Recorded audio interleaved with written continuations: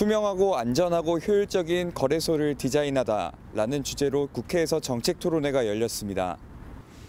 이날 토론회는 고경태 22세기 미디어 대표의 환영사와 김병욱 의원, 김선동 의원, 유이동 의원의 인사말, 그리고 이서구 두나무 주식회사 대표의 기조 발표를 시작으로 진행되었습니다. 이서구 대표는 기조 발표에서 암호화폐와 블록체인 생태계에서 거래소의 역할이 필수적이며 좋은 거래소들의 선별을 위해 거래소 운영에 대한 기준과 자격을 제시해야 한다고 밝혔습니다. 이 대표는 암호화폐 거래소의 역할을 크게 암호화폐를 통한 자금 세탁 방지, 과세자료 확보 및 제공, 글로벌 프로젝트 현황과 기술 동향 등 최신 정보 확보, 암호화폐와 블록체인 프로젝트의 다양한 검증, 이용자와 투자자 보호로 나누어 설명했습니다. 2부 패널 토론은 고학수 서울대 교수가 좌장을 맡은 가운데 윤종수 법무법인 광장 변호사, 홍준기 컨버랜드 코리아 대표, 김현석 클리포드 챈스 한국총괄 파트너 변호사, 황현철 재미한인금융기술협회 회장, 이준행 고팍스 대표, 권대영 금융위 금융혁신기획단장 등이 참여했습니다. 윤종수 변호사는 블록체인과 암호화폐 거래소는 규제 당국의 부정적 시각과 블록체인 정책의 한계, 사회적 합의 미흡 등 다양한 어려움이 산재해 있다며 이는 왜곡된 규제 환경과 무분별한 거래소 난립, 시장 건전성 확보를 위한 제도적 장치 미비, 해킹 등 보안 문제 등을 야기하고 있다고 주장했습니다. 덧붙여 암호화폐는 프로그램이 가능한 수단으로 지급, 자산 등 다양한 법적 성격을 갖고 있기 때문에 일률적 규제가 어렵다며 법적 예측 가능성의 확보와 현저한 부작용의 억제를 위한 최소한의 법제가 필요하다고 강조했습니다.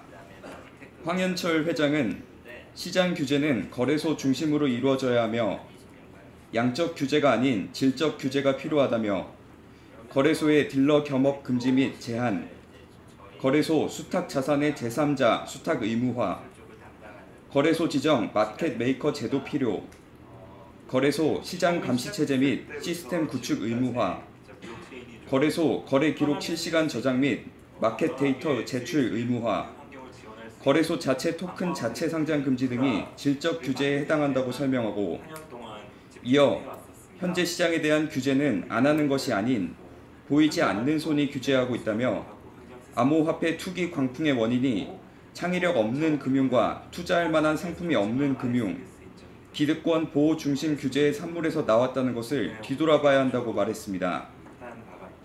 이준행 대표는 암호화폐 거래소가 효율적이고 투명한 거래, 사회적 효용이 높은 자금 조달, 안전한 고객 자산 보관, 불법적 자금 유통 방지, 블록체인의 사용성 제고 등 순기능이 더욱 강조되려면 업계의 협업과 적절한 규제가 조화를 이루어야 한다며 정부는 자국민 권익 보호를 위한 법적 근거 및 거래소 관리 감독 규정을 마련하고 업계와 수사당국은 암호화폐를 이용한 범죄를 막기 위한 정보 공유 및 공조가 필요하다고 밝혔습니다.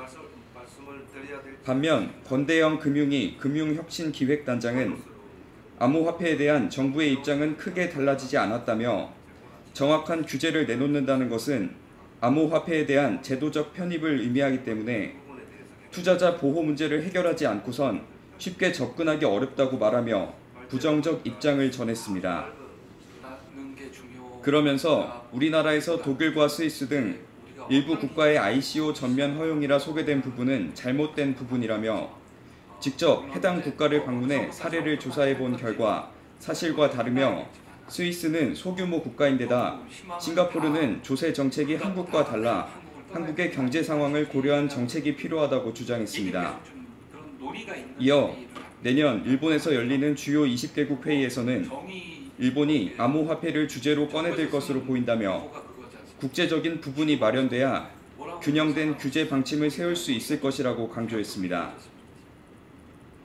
한편 이날 토론회를 마치고 고팍스, 빗썸, CP닥스, 업비트, 코빗, 코인원, 한빛코 대표들은 건전한 암호화폐 생태계 조성을 위한 협약문에 서명하고 앞으로 자금 세탁 방지 등 범죄 예방, 투자자 보호를 위해 상호 협력하기로 했습니다. 토론회에서 보신 것처럼 정부의 합리적 규제와 거래소들의 협력이 반드시 필요할 것입니다. CBC 뉴스 권호성입니다.